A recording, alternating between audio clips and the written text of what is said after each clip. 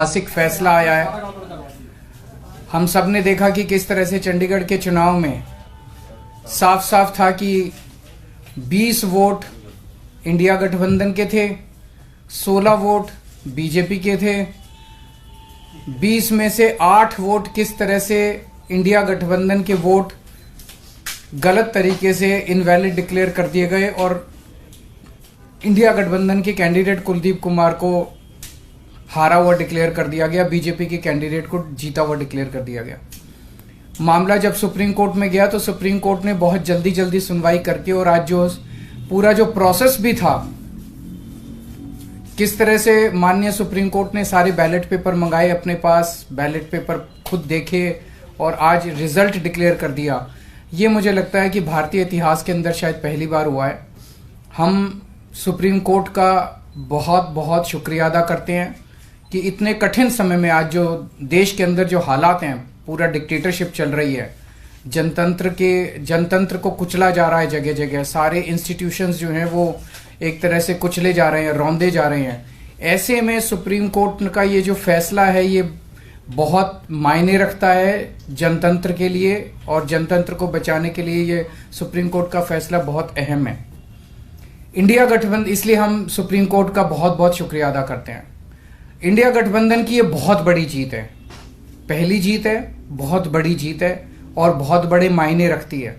एक तरह से उन लोगों से छीन के लाए हम लोग ये जीत। उन लोगों ने तो चोरी कर लिया था ये चुनाव, उन लोगों ने तो वोट चोरी कर लिए थे, लेकिन हमने हार नहीं मानी। हम आखिरी समय तक लड़ते रहे, संघर्ष करते रहे और अंत में हमारी जीत हुई। तो ये पूरे देश के लिए, इंडिया गठबंधन के लिए बहुत बड़ी जीत है और बहुत बड़ा संकेत देती है देश को। जो लोग कहते हैं कि बीजेपी को हराया नहीं जा सकता, बीजेपी को हराया जा सकता है, एकता से हराया जा सकता है, अच्छी प्लानिंग और स्ट्रेटेजी से हराया जा सकता है और मेहनत से हराया जा सकता है। ये इस चुनाव के नतीजों ने साबित कर दिया। तो मैं इंडिया गठबंधन के सभी पार्टनर्स को बहुत बहुत इसके लिए बधाई देता हूं। चंडीगढ़ के लोगों को बधाई देता हूं, जिनको चंडीगढ़ के लोगों की एक तरह से जीत हुई। चंडीगढ़ के लोगों ने तो नतीजा यही दिया था कि भाई इंडिया गठबंधन का कैंडिडेट मेयर बनना चाहिए, लेकिन उन्होंने चोरी कर लिया चुनाव। तो एक तरह से जनता की हार हो गई थी, लेकिन अब जनता की जीत हुई है और पूरे देश की जीत हुई है। पूरे देश ने देखा कि किस तरह से बीजेपी ने यह चुनाव चोरी किया। इस चुनाव में 36 वोट थे टोटल, बीजेपी के, कांग्रेस के, आम आदमी पार्टी के, अकाली दल के 35 काउंसलर और 1 मेंबर ऑफ पार्लियामेंट, 36 वोट थे। उन 36 वोट्स की काउंटिंग में बीजेपी वालों ने 8 वोट चोरी कर लिए, 25% वोट चोरी कर लिए 36 के अंदर। सोचो, अभी कुछ दिन के बाद देश का बड़ा चुनाव होने वाला है, उसमें 90 करोड़ वोट हैं। अगर ये 36 वोट में से 25% वोट चोरी कर सकते हैं, 90 करोड़ वोटों में ये कितने वोटों की चोरी करेंगे, सोच के भी रूह कांप उठती है, रोंगटे खड़े हो जाते हैं। सुनते तो थे कि बीजेपी वाले गड़बड़ करते हैं, सुनते तो थे कि बीजेपी वाले बदमाशी करते हैं, वोटों की चोरी करते हैं, पर कभी कभी मन कर सबूत नहीं था, निकल के नहीं आता था। आज कैमरे का कुकर्म पकड़ा गया। इससे साफ जाहिर है कि कितने बड़े स्तर के ऊपर ये वोटों की चोरी करते हैं। अब बड़ा मसला ये है, पूरे देश को सोचना पड़ेगा कि अगर जनतंत्र नहीं बचेगा तो कुछ नहीं बचेगा। आज जितनी कॉन्फिडेंस के साथ ये कह रहे हैं 370 सीट आएंगी, 370 सीट आएंगी, एक तरह से देश के लोगों को चैलेंज कर रहे हैं ये लोग कि तुम्हारे वोट की जरूरत नहीं है हम लोगों को, हमारी तो आ रही है 370 सीट। तुम्हारे वोट की जरूरत नहीं है हम लोगों को, हमारी तो आ रही है 370 सीट। अगर उन्हें इतना कॉन्फिडेंस है 370 सीट का, कहां से आ रहा है ये कॉन्फिडेंस? कुछ तो गड़बड़ कर रखी है इन्होंने।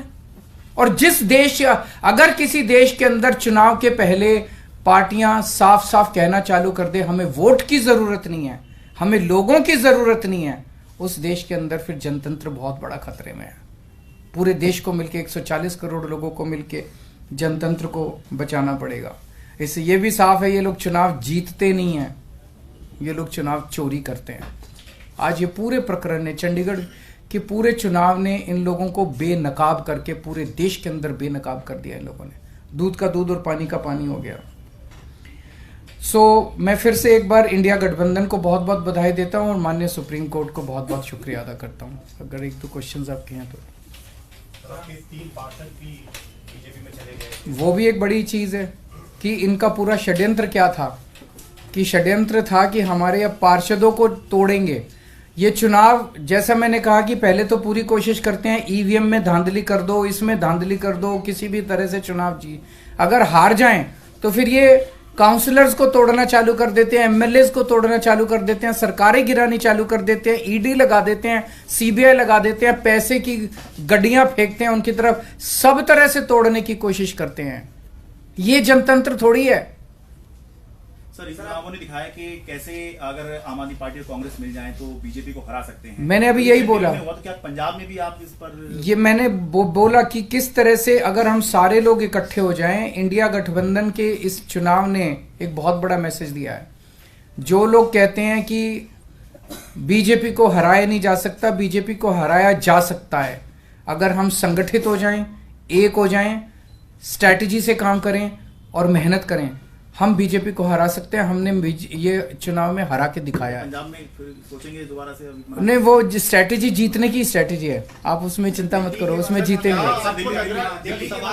दिल्ली का है, अभी कई सारे राउंड्स ऑफ डिस्कशन हो चुके हैं और काफी अंतिम स्टेज पे बाकी चीजें पहुंच चुकी है। बहुत जल्दी अनाउंस होगा उनके साथ गठबंधन। आपने पंजाब का क्लियर कर दिया, अकेले बाकी सारी चीजों पे बात हो रही है, बाकी सारे स्टेट्स में बात हो रही है और कई सारे राउंड्स ऑफ डिस्कशन हो गए हैं।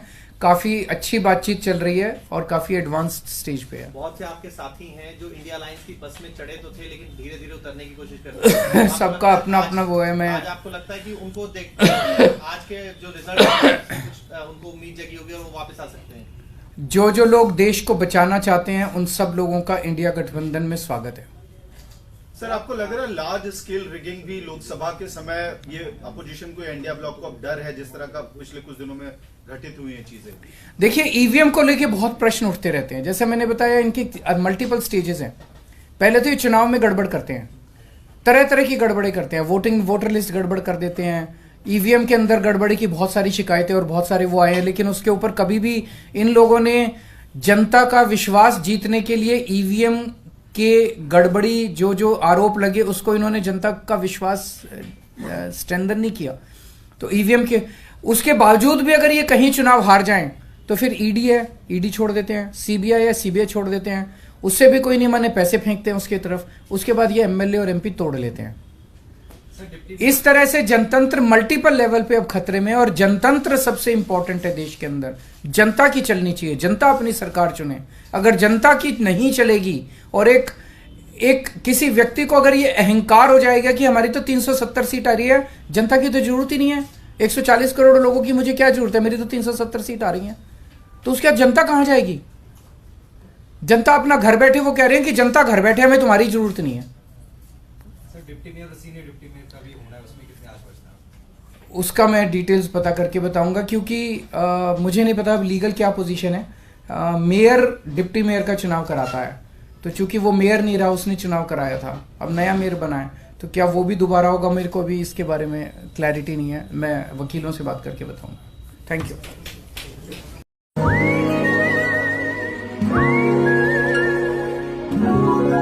बादल यहाँ पे हैं मुस्कुराते,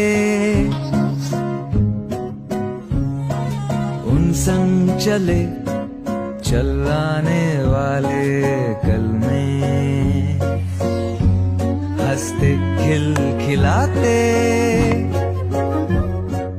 पल मिल जाते, चल चले आने वाले। हर फ्यूचर की कहीं न कहीं तो शुरुआत होती है। एक ऐसे ही फ्यूचर की शुरुआत हो रही है अब जियो बीपी के साथ, जहां आपको मिलेगा 4.3% तक ज्यादा माइलेज देने वाला डीजल और 10 गुना तक इंजन क्लीन रखने वाला पेट्रोल, साथ ही EV charging, 24/7 shop, wild bean cafe और बहुत कुछ। Jio BP, you deserve. हमारे रहते आप बेरोजगार क्यों हैं? सरकारी नौकरी की सबसे अच्छी तैयारी, सबसे अच्छे अध्यापक, सबसे कम फीस, हरियाणा का नंबर 1 कोचिंग सेंटर ICS